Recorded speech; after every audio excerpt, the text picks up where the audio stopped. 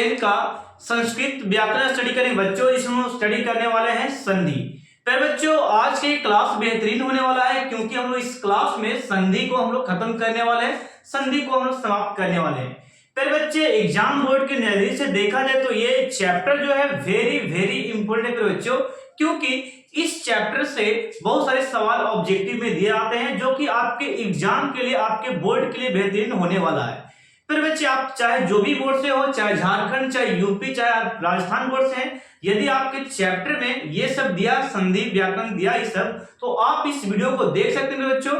और फिर बच्चों मेरे जो बिहार बोर्ड के बच्चे हैं उसके लिए तो ये बेहतरीन वीडियो होने वाला है, क्योंकि आज से यदि आप वीडियो को देखना स्टार्ट करते हैं फिर बच्चों ग्रामर को, तो आप संस्कृत व्याकरण को फिर बच्चों और हिंदी व्याकरण को अच्छे से कवर कर पाएंगे। मैं आपको सेपरेट वीडियो देने वाला हूं बहुत अच्छे तरीके से, क्योंकि मैंने हिंदी पे ऑलरेडी 5 से 7 चैप्टर ऐसे पढ़ा रखे हैं संधि और समास में, प्रत्यय उपसर्ग में, जिसे आप देखकर पता लगा सकते हैं कि सर इस तरीका का ऑब्जेक्टिव मुझे और वीडियो चाहिए। फिर बच्चे मैं आपको उम्मीद दिलाता हूं कि आपको टाइम वेस्ट एक भी नहीं जाने वाला है इस वीडियो को देखकर। मैं आपको पूरे गारंटी के साथ बोलता हूं बच्चों, यदि आप सही से इसको नोट्स कर लिए और फिर बच्चों सही से आपको समझ लिए, तो आपको ऑब्जेक्टिव एक भी छूटने वाला नहीं है, क्योंकि सारे कंसेप्ट मैं लेकर आया हूं इस वीडियो में। तो फिर बच्चों चलते वीडियो को स्टार्ट करते हैं। और एक बात और मैं कहना चाहूंगा, ये वीडियो सही बच्चे के पास जरूर शेयर कर दीजिएगा, ताकि उन बच्चों का भी समाधान हो पाए बिहार बोर्ड से पहले, एग्जाम के पहले। तो बच्चों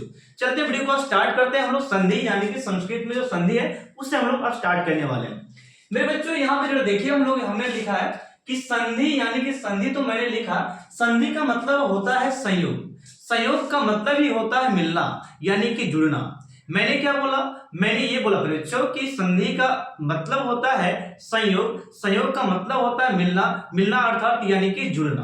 तो प्यारे बच्चों यहाँ पे मैं बताना चाहता हूं कि संधि हमसे कहना चाहता है कि सर जी किस बात का संयोग है, किस बात का जुड़ाव है, किस बात का मिलना है। तो मैं यहाँ पे बताता हूँ बच्चे, यदि आप लोग वर्ण चैप्टर मेरे नहीं देखे हैं, वर्ण चैप्टर पे मैंने ऑलरेडी बना रखा है हिंदी में, जाकर देखिए। फिर बच्चे ऑलरेडी मैंने वर्ण पे इतने सारे अच्छे टॉपिक दिए हैं, क्लासेस दिए हैं, जिसे आप देखकर बेहतरीन क्लासेस आप उसे बोल सकते हैं। तो मैंने वर्ण पे बहुत अच्छे तरीके से विस्तार से बताकर रखा, हिंदी आप लोग जाकर देख सकते हैं। तो मैं थोड़ा सा वर्ण के बारे में बताना चाहता हूं, वर्ण आखिर है क्या, तब जाकर मैं संधि को समझाता हूं। देखिएगा मैं फिर बच्चों मैं लिखना चाहता हूं कि वर्ण, सर जी आप लोग पढ़े होंगे कि वर्ण यानी कि आप लोग ये पढ़े होंगे बच्चों, वर्ण यानी कि ध्वनि होता है। वर्ण में क्या होता है? ध्वनि यानी कि साउंड।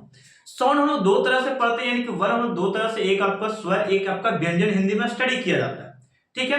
तो फिर बच्चों वहां पे देखा गया स्वर को इस प्रकार कि स्वर संधि, सर जी आपने बताया स्वर संधि का मतलब, जैसे कि आ और यहाँ पे बोले आ और फिर बच्चों ई, और ये बड़ी ई, ये ऊ, और ये आपका बड़ी ऊ, और ये आपका ए, ये सब जितने भी 11 से 12 हैं फिर बच्चों, ये सब सभी आपका स्वर वर्ण कहलाते हैं। क्या कहलाते हैं? स्वर वर्ण है। और फिर बच्चों यहाँ पे देखिए, जैसे कि मैंने लिखा क में हलंत ये दिए हम, नेक्स्ट आपका ख, आपका ग, प, च, य, ल, र। फिर बच्चे ये सब जितना है सभी वर्ण है फिर बच्चों।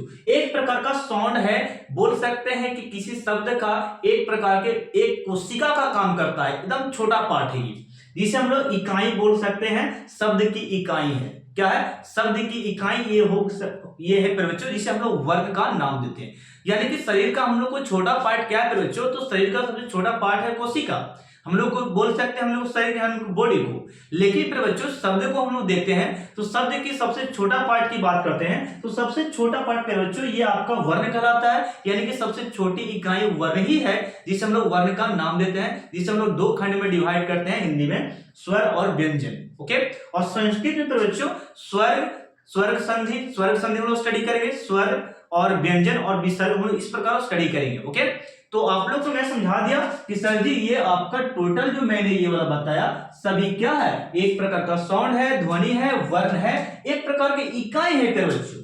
अब यहाँ पे ये समझाने के बाद मैं आता हूं इसके डिफिनेशन पे, ये क्या कहना चाहता है। अभी मैंने बताया कि संयोग का मतलब मिलना होता है, जुड़ना होता है, जुड़ा होता है। तो इसमें यह कहा गया है कि जब दो वर्ण मिलते हैं और वर्णों के मिलने से जो विकार उत्पन्न होता है उसे प्यारे बच्चों संधि कहते हैं। क्या बोलते हैं? संधि, यानी कि संयोग कहा जाता है। मैंने ये बोला कि संधि हम उसे बोल सकते हैं जब दो वर्ण एक दूसरे से मिलते हैं और मिलने से जो विकार उत्पन्न होता है उसे संधि कहते हैं। थोड़ा सा एक बात मैं आपके सामने रखना चाहता हूं कि आखिर प्यारे बच्चे विकार क्या है। सारे टीचर बता के चल जाते हैं डिफिनेशन को, लेकिन आखिर में समझाना जो चाहिए था वो नहीं समझाते हैं। देखिएगा, मैं बताना चाहता हूं विकार का मतलब क्या होता है। विकार यदि आप समझ गए तो समझिए कि आप संधि का आधा जो पोर्शन है यहीं पे आप फिनिश कर चुके हैं। विकार का मतलब समझिए प्यारे बच्चों। देखिएगा, यहाँ पे मैंने लिखा है विकार। ये प्यारे बच्चे ये मोस्ट इंपोर्टेंट है आपके इस चैप्टर के लिए। विकार आखिर है क्या? तो विकार का अर्थ मैंने बच्चे यहाँ पे लिख रखा, विकार का अर्थ होता है वर्ण परिवर्तन। वर्ण परिवर्तन यानी कि बदलाव। परिवर्तन का मतलब क्या होता है? बदलाव। क्या होता है? बदलाव मेरे बच्चे। क्या होता है? बदलाव। ठीक है, तो परिवर्तन का मतलब हो गया बदलाव। यानी मेरे बच्चों यहाँ ध्यान दो कि विकार का अर्थ हो गया वर्ण परिवर्तन। यानी सर जी विकार का मतलब हम लोग समझे कि वर्ण में चेंजिंग होगा, वर्ण में परिवर्तन होगा, वर्ण में बदलाव होगा। क्या होगा, कैसे होगा, वो मैं आपको एक्सप्लेन करता हूं। देखिए, जैसे कि मैंने यहां पे लिख रखा था बच्चों, ये राम एक प्रकार का शब्द है और ईश्वर भी एक प्रकार का शब्द है। और इसमें जो दो बिंदु देख रहे हैं बच्चों, इसे विसर्ग पढ़ा जाता है। आप लोग हिंदी स्टडी किए होंगे व्याकरण, तो आप लोग इसे समझते होंगे। यदि बच्चों आप लोग के विसर्ग हंत नहीं समझ में आता है तो जाइए बच्चों, आप लोग मेरे प्लेलिस्ट में जब वीडियो को जाकर देखिए मेरे चैनल पे, वहां पे आपको मिल जाएगा सारे वर्ग मिल जाएंगे, प्रत्यय उपसर्ग सारे चैप्टर मिल जाएंगे हिंदी के व्याकरण के, जो आप लोग स्टडी करके पढ़ सकते हैं बहुत अच्छे तरीके से। ठीक है, चलिए मैं बात की यहाँ पे आता हूं। ये मैंने राम के बारे में बता रहा था, राम आखिर है क्या। तो राम यहाँ पे एक प्रकार का शब्द है, ईश्वर भी एक प्रकार का शब्द है। इसे दो भागों में डिवाइड कर दिया, बांट दिया गया। अब सर जी इसको जोड़ेंगे कैसे, यही तो मेन रीजन है। तो यहाँ पे देखिएगा, ये जो प्रथम शब्द है इसे क्या बच्चों, इसे आप बोलिएगा प्रथम शब्द। क्या बोलना है? प्रथम शब्द बोलना। क्या बोला? प्रथम शब्द। यानी कि जो पहला में रहेगा ना, इसे आप प्रथम शब्द का नाम देंगे। ठीक है, चलिए सर जी इसे क्या बोलेंगे, तो इसे द्वितीय शब्द बोलेंगे बच्चों। इसे आप क्या बोलेगा, इसे आप यहाँ पे इसे आप द्वितीय शब्द बोलेंगे। क्या बोलेंगे? द्वितीय। एक एक बात को नोट कीजिएगा। ठीक है, ये आपका द्वितीय शब्द है। चलिए अब मैं समझाता हूं प्रथम शब्द द्वितीय शब्द में क्या रिलेशन होगा, वो मैं बताता हूं। जैसे कि प्रथम शब्द का ये जो लास्ट वाला वर्ण है और यहां पे देखेगा द्वितीय शब्द की जो शुरू वाला अक्षर है, यही दोनों में कॉम्बिनेशन होगा, संयोग होगा। मैंने ये बोला था बच्चों, प्रथम शब्द के लास्ट वाला वर्ण और द्वितीय शब्द के फर्स्ट वाला यानी कि पहला वर्ण दोनों में संयोग होगा। अब मैं बताता हूं, देखिएगा जैसे कि मां है फिर बच्चों, जो मां है, मां का जो रूप है फिर बच्चों देखिएगा, मां मैंने इस प्रकार लिखा, जो मां ये बना है, मां बना है फिर बच्चों ये आ से मिलकर बना है, यानी कि आ का रूप मां है। जैसे कि बोलकर देखिए क स ट च ल प, तो ये सारे में आ आता है, यानी कि बिना स्वर की सहायता से ये सब व्यंजन कभी बना नहीं है। याद आप लोगों को हो गया। मैंने बोला बच्चों कि व्यंजन जो है स्वर की सहायता से बनता है, स्वर की सहायता के बिना ये व्यंजन नहीं है। तो मैंने बोला कि यहाँ पे स्वर की सहायता से व्यंजन है, यानी कि आ में, यानी कि मां में आ छिपा है, यानी कि इसकी सहायता, मां का जो उच्चारण होता है आ की सहायता से होता है, आ की सहायता से होता है। यानी कि ये हो गया स्वर, ये हो गया व्यंजन। यानी कि व्यंजन जो सहायता लेता है किसका? स्वर की सहायता लेता है। किसका लेता है? स्वर की। तो ये मेरे बच्चों ये स्वर है और ये आपका व्यंजन है। तो व्यंजन को स्वर की सहायता पड़ता है कब मेरे बच्चे? इसको बोलने में। बात समझ गए? चलिए तो यहां पे मैं बताना चाहता हूं, मां के बारे में मैंने बता दिया, और ई को जरा उठाकर लाइए सर जी यहाँ पे, तो ई को यहाँ पे उठाकर लाएंगे ना, तो ई यहाँ पे बड़ी ई है। और मेरे बच्चों जब अ और ई मिलता है बच्चों, जब अ और ई मिलता है तो दीर्घ ई का निर्माण होता है। क्या होता है? दीर्घ ई का, सॉरी ए का निर्माण होता है। क्या होता है? ए का निर्माण होता है मेरे बच्चों। किसका होता है? ए का निर्माण होता है। बात तो कंसेप्ट गया दिमाग में। मैंने बोला था बच्चों आ और ई मिलकर क्या बनाता है संधि में, यानी कि ये जो होता है का ए का निर्माण करता है। यानी कि जो विकार उत्पन्न हो रहा है, आ का विकार उत्पन्न हो रहा है और किसका? ई का विकार उत्पन्न हो रहा है। विकार का मतलब हो गया वर्ण परिवर्तन। देखिएगा वर्ण जो परिवर्तन हो, किसमें परिवर्तन हो गया? ए में परिवर्तन हो गया, यानी कि बदल गया। किसमें बदल गया? ए में बदल गया। आ और ई मिला और ये परिवर्तन किस में हो गया बच्चों, तो ए में, तो ई हो गया विकार उत्पन्न। क्या हो गया, विकार उत्पन्न में बच्चों, क्या हो गया, विकार उत्पन्न। खोपड़े में गया आपको। चलिए मैंने समझाया था बच्चों कि आ और ई मिलेगा तो ए का निर्माण करेगा, यानी कि जो यहाँ पे परिवर्तन हो गया ये दोनों को मिलने से, यही हम लोग विकार कहते हैं। तो हम लोग सर जी यहाँ पे बनाएंगे क्या, वो जरा देखिए। रा है तो हम लोग यहाँ पे लिखेंगे मेरे बच्चों, यहाँ पे देखिए रा है तो हम लोग यहाँ पर भी लिखेंगे। थोड़ा सा देखिए मैं इसको इस प्रकार कर देता हूं, चलिए देखिए यहाँ, ठीक है। अगर बच्चों यहाँ पे ध्यान दो कि राम है तो मैंने यहाँ पे सर जी राम लिखा। क्या लिखा, राम, राम लिखा। अब यहाँ पे देखिएगा आ और ई मिलके ए का निर्माण कर दिया, यानी कि ए बन गया, यानी कि सर जी माँ और ई मिलके ए बनेगा तो ये हो जाएगा में। क्या हो जाएगा, में। इसका रूप आ गया, ए का रूप में हो गया तो ये होगा रमे, और ये सा आधा यहाँ पे आएगा और वाह और ये रामेश्वर, और विसर्ग लगा तो विसर्ग लगा देंगे। बात समझ में आया। संधि इतना तरीका से आपको मैं स्टडी करा रहा हूं ताकि आप भूल नहीं पाएंगे, ठीक है। नेक्स्ट में देखिएगा मैं यहाँ पे लिख रहा हूं कि देखिएगा ये प्रथम शब्द का ये लास्ट अक्षर और द्वितीय शब्द का ये फर्स्ट अक्षर, तो यहाँ पे आ और आ मिलके फिर बच्चों आ होता है। मैं यहाँ पे कॉन्सेप्ट आपको दे रहा हूं, कॉन्सेप्ट आपका ये है कि आ और आ मिलके फिर बच्चों आ होता है। क्या होता है, आ। तो यहाँ पे देखिएगा यहाँ पे वा और आ की मात्रा है तो आ की मात्रा इस पे चला जाएगा, यानी कि चिन्ह हो जाएगा। ये जो आ, ये आ जो रूप है वा का रूप है, तो ये वा है और आ है, यानी कि ये दोनों मिल गया तो क्या निर्माण कर दिया, क्या विकार उत्पन्न हुआ, आ का विकार उत्पन्न हुआ, यानी कि परिवर्तन हुआ। तो ये हो गया सी वा मेरे बच्चों, यहाँ पे सी वा और ये लय के लय, शिवा लय। क्या हो गया, शिवालय। अब विसर्ग आपको देना पड़ेगा, ठीक है, शिवालय। ये हो गया शिवालय। नेक्स्ट में बच्चों यहाँ पे ध्यान दो, सूर्य में देखिएगा यह है यहाँ पे और ये ऊ है, तो फिर बच्चों या है, इसका मतलब सर जी, इसका मतलब मैं बताता हूं, देखिएगा या है यहाँ पे, इसका मतलब ये जो है आ का रूप है। आ का उच्चारण से या बोला जाता है, आ या इस तरीके से बोल सकते हैं, तो ये या हो गया। अब ऊ यहाँ पे है बच्चों, यहाँ पे ऊ है, तो यहाँ पे देखिएगा जब एक स्वर और एक देखिए दोनों स्वर आपस में मिलते हैं तो ये ओ का विकार उत्पन्न करता है। ओ में चिन्ह होता है, ओ में परिवर्तन होता है, तो यहाँ पे विकार उत्पन्न क्या हो गया, ओ विकार उत्पन्न हो गया आ और ऊ मिलने से, यानी कि ये जो या जो है ओ में चिन्ह हो जाएगा, किसमें, ओ की मात्रा में चिन्ह हो जाएगा। हम लोग लिखेंगे यहाँ पे सूर्य हो गया, सूर्य पर बच्चों सूर्य, और यहाँ पे या पर ओ की मात्रा चढ़ जाएगा, यानी कि सूर्यो। क्या हो जाएगा, सूर्योदय। क्या हो गया, सूर्योदय। तो कंसेप्ट आप लोग को माइंड में जा रहा होगा अच्छे। तो ये अभी डेमो है, 3 को मैंने डेमो दिया, अब आगे पिक्चर यहाँ पे बाकी है, सारे एग्जाम्पल मैं इसी तरीके से आपको तोड़ने वाला हूं, देखिएगा। अब हम लोग देखेंगे यहाँ पे, फिर बच्चों यहाँ पे ध्यान दो, मैंने यहाँ पे लिख रखा है कि संधि के प्रकार। मेरे बच्चों संधि के प्रकार 3 तरह से हम लोग स्टडी करेंगे। फर्स्ट वन इज आपका जो है स्वर संधि हम लोग बोलेंगे इसे, और नेक्स्ट हम लोग सेकंड में पढ़ेंगे व्यंजन संधि, और थर्ड में आपको पढ़ाऊंगा मैं विसर्ग संधि। मोस्ट इंपोर्टेंट होने वाला है ये सारे संधि, आपको बहुत अच्छे तरीके से मैं डील करने वाला हूं बच्चों। आप लोग ध्यान से पूर्वक देखिएगा, समझिएगा और नोट्स करते जाना बच्चों। मैंने लिखा सबसे पहला स्वर संधि। स्वर संधि पर बच्चों किसे कहते हैं, तो स्वर संधि हम लोग उसे बोल सकते हैं बच्चों जब दो स्वर आपस में मिलते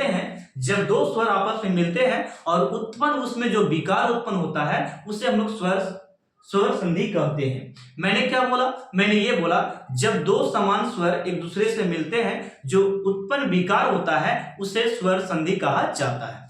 तो फिर बच्चों ये था परिभाषा की बात, तो परिभाषा मैंने दे दिया स्वर संधि का। अब एग्जाम्पल जरा देखिए, जैसे कि मैंने एग्जाम्पल लिख रखा है, यहाँ पे वा जो है आ का रूप है, यानी कि देखिए ये आ है और ये आ यहाँ पे आ हो गया, ठीक है, आ। तो फिर बच्चों यहाँ पे रूल है, नियम है इसका कि जब आ और आ मिलता है तो आ का निर्माण करते हैं, यानी कि आ विकार उत्पन्न हो गया, आ और आ मिलने से क्या हो गया, आ, यानी कि जहां पे जो भी अक्षर रहेगा उस पे आ की मात्रा यहाँ पे चढ़ेगा, ठीक है। तो आ की जगह पे क्या है, व है, तो व पे आ की मात्रा, यानी कि हम लोग लिखेंगे दे और व, देव। और यहाँ पे वा पे आ की मात्रा आएगा देवा। अब आ यहाँ पे आ हो गया, इसके लिए आ हो गया यहाँ पे, और लय देवालय। क्या हो गया? देवालय। ठीक है, तो ये था इसके बारे में। अब मेरे बच्चों यहाँ पे एक और मैंने लिख रखा, उसे भी जरा देख ही लीजिए आप। तो यहाँ पे मैंने लिखा मुनि और जोड़ इंद्र, मुनि जोड़ इंद्र। तो मेरे बच्चों यहाँ पे जरा ध्यान दो कि ये जो आपका सेकंड है, सेकंड वर्ग यहाँ पे दिया है, छोटी ई है। ये क्या है आपका? छोटी ई है। देखिए यहाँ पे मैं समझा देता हूं, वो जो आपका नी जो मात्रा है छोटी ई है। फिर बच्चे ये जो नी है यानी कि ये क्या आपका? छोटी ई है। क्या? छोटी ई है। और छोटी ई और वहां पे लिखा बड़ी ई। देखिए ये बड़ी, छोटी ई और बड़ी ई मिलकर और यहाँ पे ये विकार उत्पन्न किया बड़ी ई का। किसका किया बच्चों? बड़ी ई का विकार उत्पन्न किया। तो ये बड़ी ई का विकार जो उत्पन्न किया बच्चों, तो यानी कि ये वाला सर जी बड़ी ई की जो मात्रा है ये इस पर चढ़ जाएगा नी पे, यानी कि हम लोग यहाँ पे लिखेंगे मुंह के मुंह लिख दिए और न के न, और नी पे हम लोग बड़ी की मात्रा नी हो गया, और ये हो गया मुनिंद्र। क्या हो गया? मुनिंद्र। ये हो गया आपका मुनिंद्र। ओके, तो पूरा उम्मीद है बच्चों कि आप लोग को समझ में आ रहा होगा। ठीक है, अब हम लोग यहाँ पे जो पढ़ेंगे स्वर संधि के भेद। स्वर संधि के भेद कितने होते हैं मेरे बच्चों? तो ये होते हैं 5। कितने होते हैं? 5। तो पहला आपका है दीर्घ संधि, मैं पढ़ाऊंगा। नेक्स्ट में मेरे बच्चों आपका जो होने वाला है ये आपका गुण संधि पे हम लोग डिस्कस करेंगे। देन आपका है वृद्धि संधि, और देन आपका है यन संधि, और लास्ट में आप लोगों को स्टडी कराऊंगा मैं अयादि संधि। ओके, तो ये 5 संधि को हम लोग डिफाइन करने वाले बहुत अच्छी तरीके से। ठीक है, इसे आप यहाँ पे देखिएगा। सबसे पहला संधि हम लोग स्टार्ट करेंगे दीर्घ ही, और दीर्घ का इतना सारा रूल मैंने लिख रखा। चलिएगा, घबराइएगा बच्चों, आपको एक एक पॉइंट में यहाँ पे समझाऊंगा। देखिएगा यहाँ पे कहता है दीर्घ संधि का डिफिनेशन आप लोग लिखना चाहते हैं बच्चों। तो ये क्या कहना चाहता है? ये कहना चाहता है डिफिनेशन कि जब दो समान स्वर मिलते हैं, जब दो समान स्वर मिलते हैं, और समान स्वर मिलने से बच्चों उसमें समान स्वर, जब दो समान स्वर मिलते हैं और समान स्वर मिलकर बच्चों दीर्घ स्वर का निर्माण कर देता है। मैंने बच्चों ये बोला कि जब दो समान स्वर मिलते हैं तो दीर्घ स्वर का निर्माण करता है, इसलिए इस संधि को हम लोग दीर्घ संधि कहते हैं। मैंने क्या बोला? मैंने ये बोला कि जब दो समान स्वर एक दूसरे से मिलते हैं और मिलने से दीर्घ स्वर का निर्माण करता है, उसे हम लोग दीर्घ संधि कहते हैं। ओके, तो ये रहा परिभाषा, आप लोग लिख लीजिएगा। नियम पे चलते हैं। नियम ही यहाँ पे मोस्ट इंपोर्टेंट है। यदि आपको नियम समझ में आ गया तो आप एग्जाम्पल बहुत अच्छे तरीके से कर सकेंगे। मैं यहाँ पे देखिए लिखा हूं कि आ मिलके और अ मिलके आ बनता है, यानी फिर बच्चों ये यहाँ पे कार है, सर है, टर है, पर है, कुछ भी रहे, और यहाँ पे चर है, पर है, कुछ भी रहे, तो आ और आ मिलके यहाँ पे आ का यानी कि पाए तो चढ़ेगा ही चढ़ेगा, यानी आ का मात्रा होगा। तो ये विकार उत्पन्न हो गया आ का रूप में। यहाँ पे विकार क्या हो रहा है कि यहाँ पे छोटी आ है, छोटा आ है, यहाँ पे बड़ा आ है, तो यहाँ पे आ और आ मिलके भी बड़ा आ का निर्माण किया, बड़ा रूप में परिवर्तन हो गया। तो ये हो गया दीर्घ। क्या हो गया? दीर्घ। ये सारे दीर्घ मैंने लिखा है, और ये आ मिलके आ होगा, आ और आ भी मिलके आ होगा। तो ये परिवर्तन हो रहा, बदलाव हो रहा, विकार उत्पन्न हो रहा है। ठीक है, नेक्स्ट यहाँ पे देखिए छोटी ई पे बच्चों और बड़ी ई के संयोग यहाँ पे हो रहा है। यहाँ पे छोटी ई बड़ी ई का संयोग से बड़ी ई का निर्माण हो गया, और फिर बच्चों छोटी ई और यहाँ पे बड़ी ई के निर्माण, इस संयोग से बड़ी ई का निर्माण हुआ, यानी कि छोटी छोटी मिलकर बड़ी बन गया, और छोटी ई और बड़ी ई मिलकर बड़ी ई बना दिया। फिर से 4 नियम कंसेप्ट यहाँ पे मैंने लिखा है, और बड़ी ई मिलके तो भी ये बड़ी ई का निर्माण करता है, और बड़ी ई और छोटी ई मिलकर ये बड़ी ई का निर्माण किया गया बच्चों। ओके, चलिएगा अब यहाँ पे बात करते हैं कि छोटी ऊ और छोटी ऊ मिलकर दीर्घ ऊ का निर्माण किया, यानी कि बड़ा ऊ बनाया। यानी फिर बच्चों जो विकार उत्पन्न हो रहा है हमारा दीर्घ में हो रहा है। किसमें? दीर्घ में हो रहा है। कब? फिर बच्चों जब ये वर्ण मिल रहे हैं, ये वर्ण एक दूसरे से मिल रहे हैं और विकार उत्पन्न हो रहा है बड़ी ऊ में, यहाँ पे बड़ी ई में, और यहाँ पे बड़ा आ में हो रहा है। ठीक है, चलिए तो आप लोग समझ गए, ये वाला कंसेप्ट मुझे समझाने की जरूरत नहीं है, आप लोग समझ चुके हैं क्या हो रहा है यहाँ पे। ठीक है, अब मेरे बच्चे यहाँ पे ध्यान दो कि यहाँ पे आपको एग्जाम्पल में पूछूं तो यहाँ पे आ की मात्रा और आ की मात्रा है, यानी कि हा है और ये आ है। तो फिर बच्चों इसको अगर बनाइएगा ना तो माँ का माँ रह जाएगा उसी पर का, म का म रह गया, और आ मिलता है तो क्या बनता है, देखिए आ और आ मिलेगा तो आ ही ना बनेगा, यानी कि सर जी यहाँ पे हा है तो आ है तो हाय रहेगा ना, हा रहेगा, यानी कि महा, क्या हो जाएगा महा, और ये ल और ये महालय। ओके, तो ये हो गया फिर बच्चों। नेक्स्ट में आपका यहाँ पे है, यहाँ पे मैं बताने का प्रयास करता हूं, जैसे कि यहाँ पे सेवा में वाह है, यानी कि आ की मात्रा है, और यहाँ पे आ की मात्रा है, तो आ की मात्रा मिलता है तो आ विकार उत्पन्न होता है। तो मैं यहाँ पे लिखता हूं कि जैसे प्रयोग यहाँ पे से और ये वा दिए, आ और आ मिलकर वाही होगा, यानी कि आ ही होगा यहाँ पे, तो ये सेवा हो गया, और ये आपका प्रयोग श्रम, क्या हो गया श्रम, सेवा श्रम हो गया, ये हो गया आपका अंश, ये हो गया अंश, ठीक है।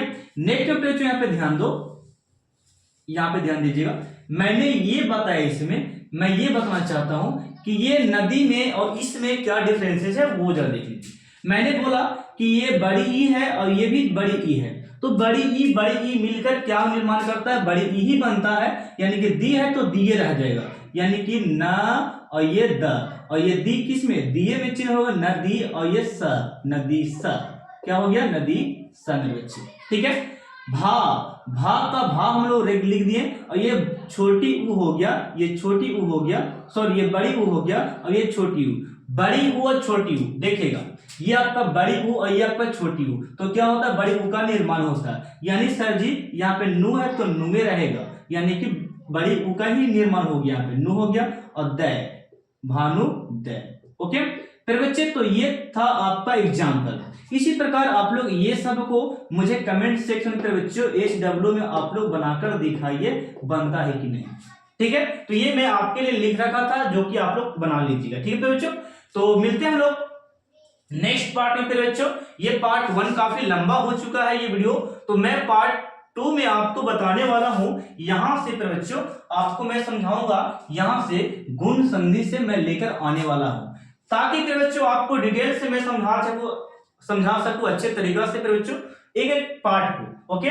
तो अगले स्लाइड में मैं अगले वीडियो में लेकर और पार्ट सेकंड में आपको लेकर आने वाला हूं, बहुत अच्छी तरीके से इसके एग्जांपल और प्रॉपर तरीके से इसके डेफिनेशन को जिस तरीका से मैंने इसमें तोड़ दिया उसी तरीका से मैंने अगले वीडियो में मैं मेहनत करूं आपके लिए, ताकि आप अच्छे से एग्जाम बोर्ड पास कर सके, ठीक है।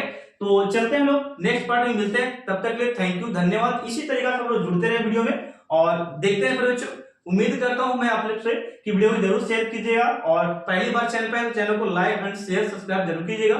तो थैंक यू आप लोगों को, इससे आप लोग स्क्रीनशॉट ले सकते हैं।